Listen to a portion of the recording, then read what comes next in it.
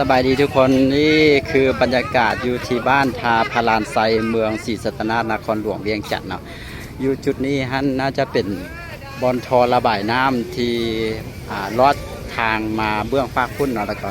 มาบนนี้น่าจะเสี่ยงได้เลยทั้งประชาชนทั้งไทยบ้านแล้วก็ทั้งทหารตำรวจเจ้าหน้าที่รัฐต่างๆเนาะทุกคน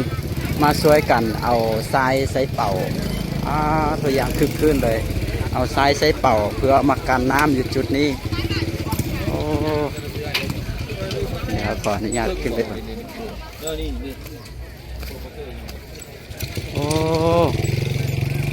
นี่สูงแบบนี้เลยบอนท่านมันจะเป็นบอนจุดกำแพงกันน้ำนะแล้วก็เป็นจุดที่ข้าเจ้าเฮ็ดอันต้านเจือนนะมาฮอดอยู่จุดนั้นมาฮอดอยู่จุดนั้นเพื่อนเฮ็ดต้านเจือนมาฮอดอยู่จุดนั้นที่ตอนเศร้าบ้านดินไปถ่ายวิดีโอนะจะมาฮอดอยู่หันแล้วก็ให้เพิ่นเฮ็ดกำแพงอยู่เป็นกำแพงเล็กได้หันนะอันตัวนั้นนะเห็นป่ะเป็นกำแพงเล็กแล้วก็จุดวันนี้หันโอ้ทุกคนเฮ็ดแบบนี้เลยเด้อนี่ป้าสมเสยนี่ไปบ้านเจ้าหน้าที่ทหารตำรวจพนักงานรัฐมาหมดนี่จุดนี้แล้วเอาทรายใส่โอ้เป็นอลังการเลย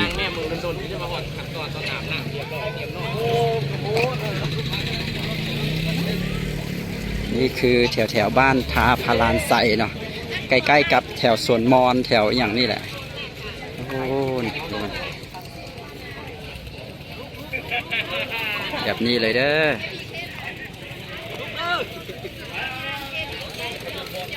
บรรยากาศเพื่อสู้กับน้ำ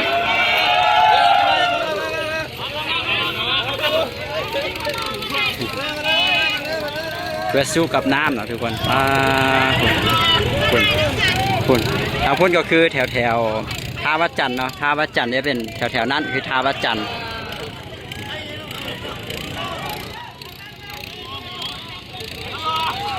เป็นเจ้านางจะถ่ายรูปกันทหารกำลังปั๊มน้ำออกนะดูดน้ำออกหลังจากเอากระสอบทรายเอาอย่างมาใส่แล้วก็มีการดูดน้ำออกอยู่จุดนั้น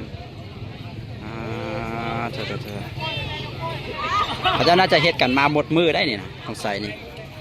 โอ้ทุกคนน้ำของ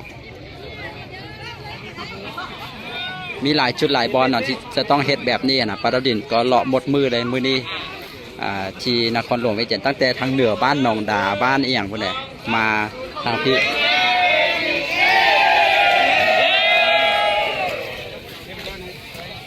ลองไปทางนี้นะ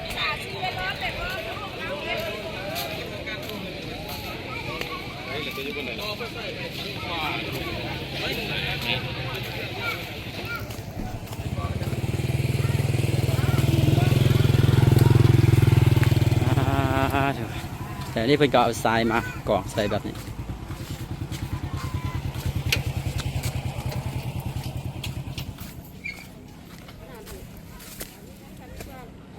นี่เลยบ้านทาพารานไซนะเมืองศรีสัตนานครหลวงเวียงจันทร์ครับ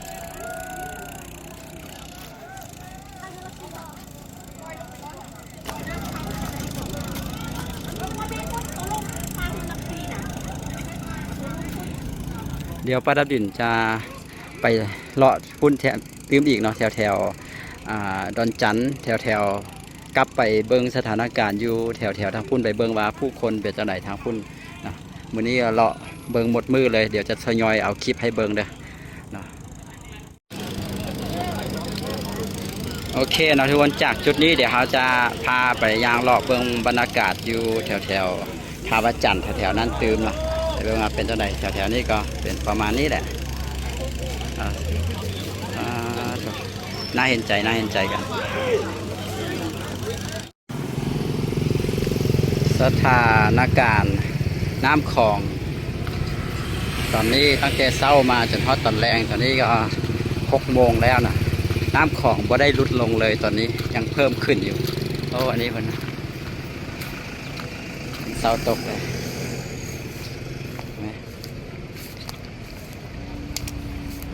ขึ้นมาหลายแบบนี้เลยเดี๋ยวจะสรุปสถานการณ์ที่ประเด็นไปเลาะมาตั้งแต่แถว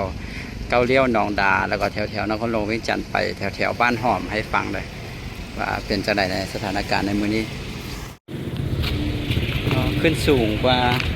ตอนเช้านี้ขึ้นมาประมาณเท่าไหร่วะก็บ่ได้แชกไว้เนาะบ่ได้หมายไว้ค่ะนะบ่ได้ใจว่าตอนนี้ลงคือว่าเห็นขีดน้ำลงน้อยหนึ่งบอกดีจังไดหรือว่าน้ำมันนั้นมีเครือมาแล้วน้ำมันนั้นซื่อๆวันนี้ก็มีคนมาเบิ่งน้ำไหลเช่นเดียวกันจุดนี้มาเบิ่งบรรยากาศมาเบิ่งน้ำเบิ่งแต่ใบไม้กิ่งไม้แล้วก็เศษอย่างต่างๆนานากำลังไหลมานี่ตามเบิ่งนี้นะจะกำลังมาเช่นเดียวกันน้ำคลองเวลาน้ำกำลังขึ้นก็จะน้ำมันสูงขึ้นเลยแล้วก็จะมีเศษไม้เศษอย่างไหลมาแบบนี้เห็นไหมไหลมาหลายเลยบรรยากาศช่วงแรงๆเด้อนะลงเลยขึ้นน่าจะยังขึ้นอยู่ได้ตามเบิร์นี่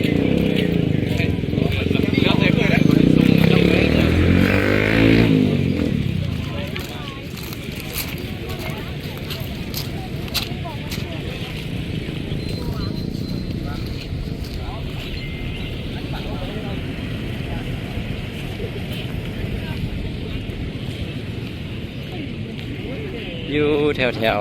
ท่าวัดจันทร์นั้นคนหลายโพสอ่ะคนหลายเปียกกันจนสียางบ่ได้คนมาเบิ่งน้ำนะหลายแหงแล้วก็เลยว่ามาเบิ่งจุดนี้เดี๋ยวจะสรุปให้ฟังในมื้อนี้ปาดาบินไปมาหลายจุดหลายบอนเลยบ่ได้อยู่เฮินเลยมื้อนี้แบบเลาะหมดมือเลาะไปเบิ่งน้ำบนหันบนนี้นะเห็นเขาจะเอาลงบนหันบนนี้แล้วก็เลาะไปเบิ่งอยากเห็นตัวจริงนะดีว่างามๆอยู่แถวๆจุดนี้วันนี้เขาจะก็ดูดน้ำออกนะเมื่อกี้นี่อันนี้เป็นเสาดูดอ่ะบางแม้เศษไม้เศษอย่างกำลังไหลมาไล่แบบนี้บรรยากาศ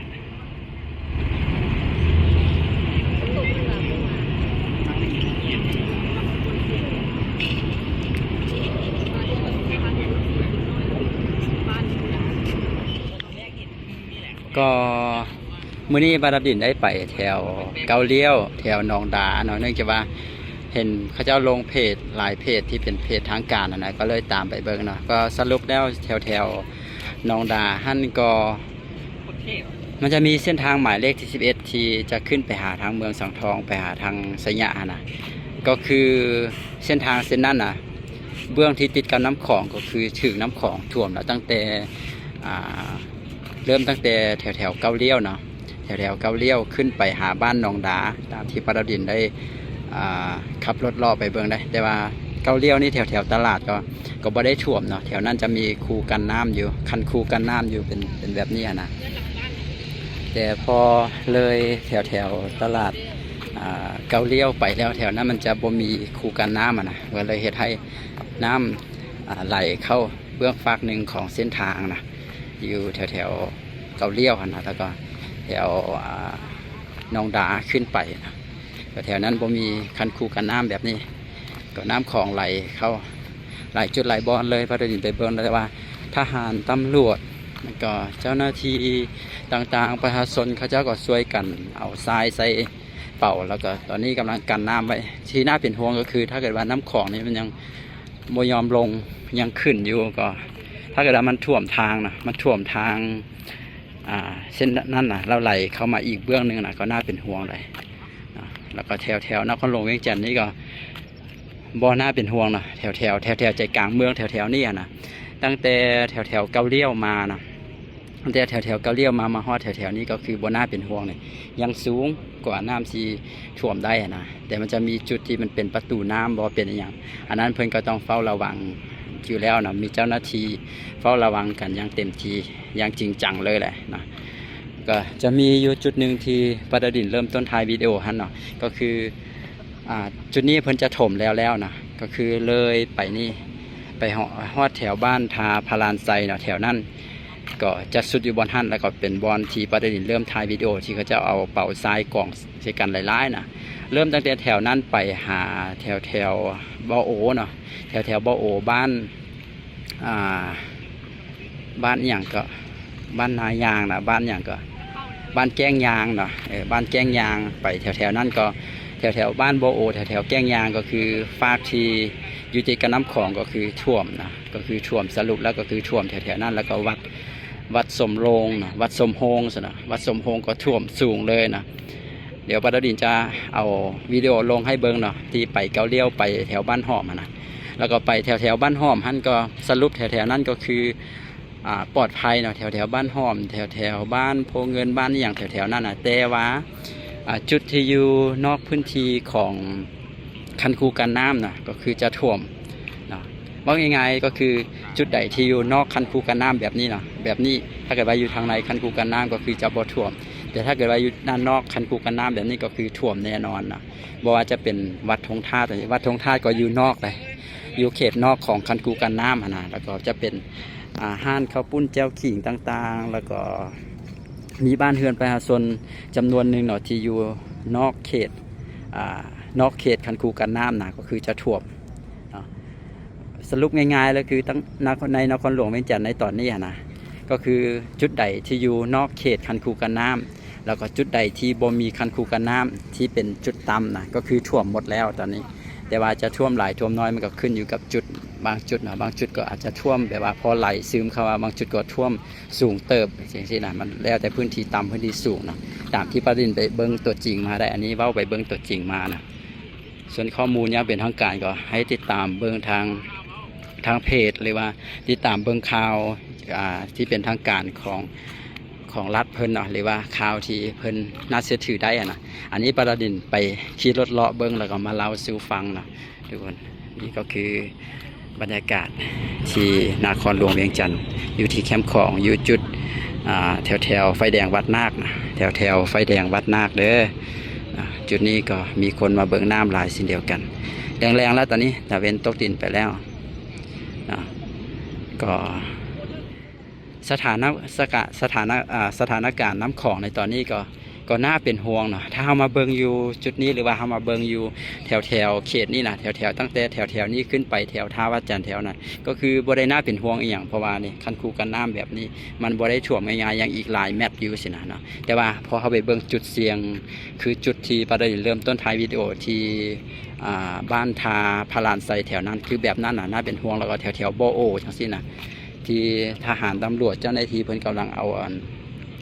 เป่าทรายเป่าหยังไปถมอยู่ในตอนนี้นะแถวบ่อโอแถวเกาเลี้ยวขึ้นไปบ้านนองดาจังซี่นะแถวนั้นน่าเป็นห่วงตอนนี้ถ้าเกิดว่าน้ำของมันเพิ่มขึ้นสูงอีกตื่มน้อยนึงนี่ก็น่าเป็นห่วงว่าง่ายๆเลยว่าน่าเป็นห่วงนะคือแถวบ้านนองดาสิถ้าเกิดว่าน้ำมันท่วมเส้นทางแล้วไหล